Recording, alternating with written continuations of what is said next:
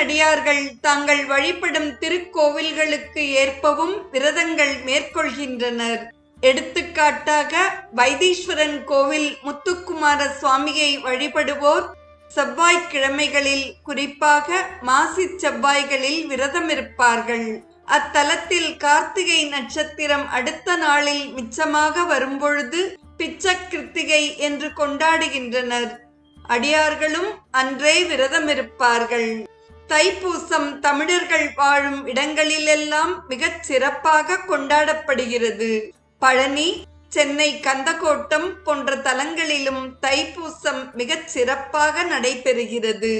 இலங்கை, Singapore, Malaysia போன்ற நாடுகளில் வாழும் தமிழர்கள் தைப்பூசத்தை மிகுந்த ஈடுபாட்டுடன் கொண்டாடுகின்றனர்.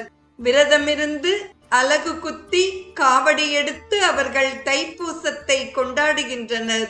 முருகன் தலங்களுக்கு பாத யாத்திரை மேற்கொள்வோர் பலர் இருக்கின்றனர். பங்குனி உத்திரம் மற்றும் வைகாசி விசாகம் திருச்செந்தூர், பழனி போன்ற தலங்களில் விழாவாகவும் விரதமாகவும் நடைபெறுகின்றன.